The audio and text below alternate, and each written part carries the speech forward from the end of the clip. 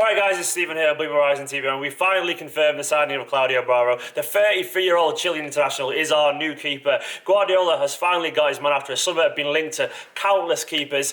Paul is still away, he's in Spain gallivanting about still, so we've got the whiteboard out. We're going to run through a few talking points. I know it's quite an emotional subject for a lot of you given the connotations with Joe Hart and so on, but there is a lot to discuss, so we're going to start with the most important one really.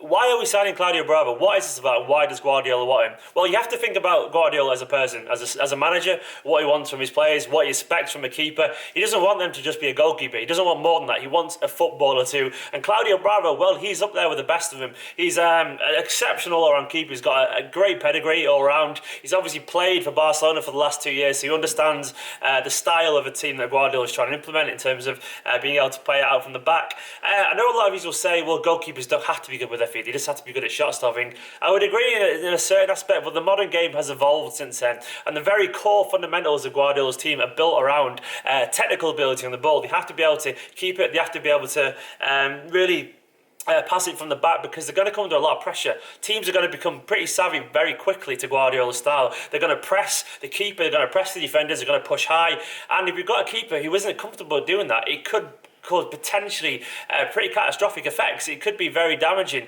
So this is what he's thinking. He wants a keeper who's ready for this style now. He wants it because it's a very important part of what he's trying to build, and maybe he feels Hart and Caballero just aren't up to the level of that ability to do that for now at the very least, and he hasn't got enough time to wait. Another point what I talk about is his age. That's been one of the biggest criticisms I've seen of the signing so far, saying it's a short-sighted signing and it isn't one for the future. To be honest, I think it's kind of nonsense, really. Keepers these days, 33 years old, that's not really anything. He's probably in his prime, to be honest. Look at Buffon, he's about 700 years old, probably pushing 40 at the moment, and he seems to be in his prime still. He's still being excellent for Italy. He's still winning things with Juventus. He's an excellent keeper. Frieda went on to near 40. Shea Given's nearly 40, if he's not 40 already, I can't remember. Schmeichel, David Seaman, all these people. Keepers just go on for a very long time these days because of the nature of their role. It's not quite as physically demanding. So 33-year-old, he's in his prime. He's probably got at least 3 years left at the very highest level. Then you consider the fact that we've more or less confirmed the signing of Rulli if you want to buy him back in 2 or 3 years' time. And obviously you've got the likes of Angus Gunn coming through. They don't see this as a short-term thing at all. They see 3 years at his very highest level, and then we've already got the ready-made replacement. So the age thing doesn't confirm me in the slightest.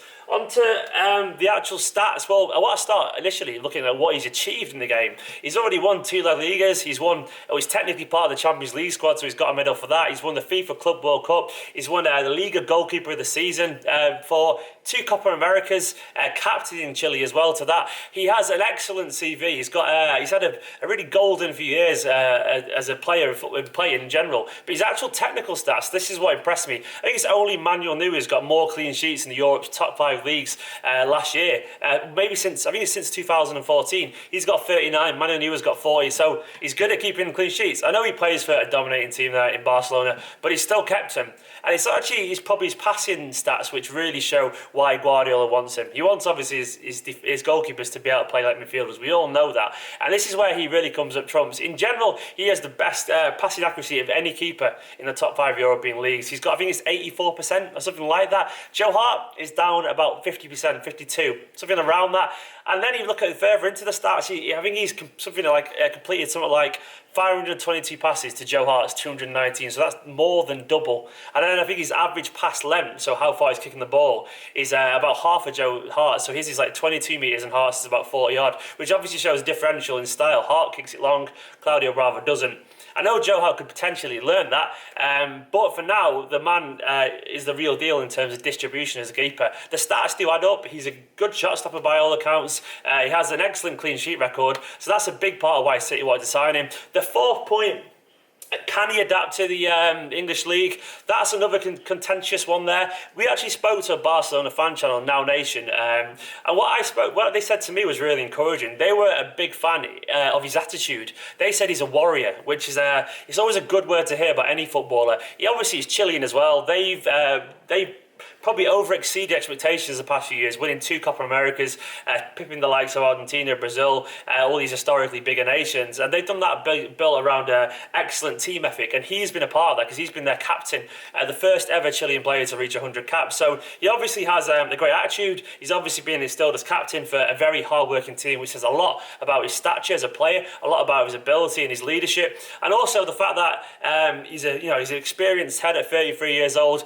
They said, the Barcelona fans that I spoke to, there's a guy called Tim from Now Nation. He said that he's very experienced. He doesn't fluster at all. He's very composed. He's a bit of a leader on the pitch, and he's a warrior. So he actually felt he would adapt to the English league fine. He said obviously there may be some questions about his height. He's only 6'1" compared to Hart's 6'4", 6'5", which is obviously a lot bigger in stature. But he thinks he'll adapt to it. He thinks he's the kind of person that will adapt to any challenge.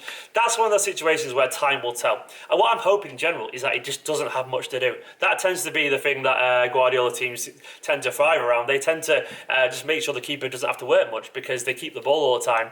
The fifth point, and this is the one that gets us all quite emotional. Is this the end of Joe Hart? Probably. If I'm being totally honest, it looks like it could be. What I would love to see from Joe Hart is if he actually did stay and decide to fight for his place. I know it's not as simple as that, but I would love to Joe Hart to stay at least till January, really work on the training ground and just try and improve his all-round game exponentially. The way I see it, is someone like Guardiola looks at Joe Hart and sees, say, theoretically he's 9 out of 10 in terms of shot stopping and the general kind of catching and all that kind of stuff, but then he's maybe 4 out of 10 in terms of technical ability, distribution, maybe even kind of sweeping up as a keeper. He isn't good at that. That's one of his weaknesses, I would say. His shot stopping is excellent, but he has some lower dip areas. He probably sees Claudio Bravo as someone who's maybe like 8 out of 10 at shot stopping, but then 8 out of 10 distribution as a better all-round keeper. If Hart could stay around and learn a little bit of that, that'd be ideal. I don't think it's going to happen, I'll be honest. I think he might eventually move on, but I would love to see him at least attempt to stay and prove his worth under Guardiola, try and prove as a keeper, because I do believe Guardiola when he says that the door is closed on no one if they prove that they can work hard.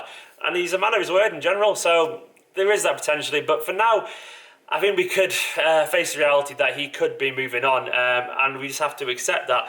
Hope not, but that's just the reality we live in. And the final point, is this the end of our summer in terms of signings? Well, we've signed a lot of players now. I think there's been obviously Claudio Bravo, Nolito, Gundogan, Leroy Sané, Gabriel Jesus, Moreno, Zinchenko as well, John Stones.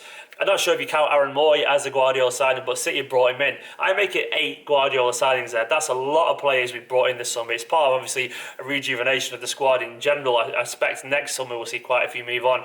Maybe there might be the odd little signing surprises, someone like Ante Coric or someone like that, but I think it's fair to say that this is the probably the end of our summer now. I think we're going to move forward with the squad we've got, and if there's any injuries picked up, we'll kind of supplement that with our youth players. But yeah, that's where we're at, Blues. I think in general, we probably also need to bear in mind that this isn't Claudio Bravo's fault. I know a lot of people are very upset about the Joe Hart thing. I understand that, I do. Joe Hart is a City legend without doubt. He cares for this club, he gets it, he loves this club unconditionally, and so do we. Love him unconditionally too, we get it. But this isn't Claudio Bravo's fault. He's come to City to play under Guardiola, so I think we all need to treat him as a Blue, because he will be. I think we need to realise he's just there to do a job. It isn't his fault that Joe Hart's been moved on. He's here, and while he is here, we should get behind him, support him, and support Joe Hart as well, and get behind the club in general, because Guardiola does only want what's best for the club. We might disagree with some of his decisions, and Claudio Bravo is by far the most contentious one you'll probably ever make, given it's Joe Hart's the kind of result of that. But this is football, this is what it is, and it's been a great start of the season. But yeah,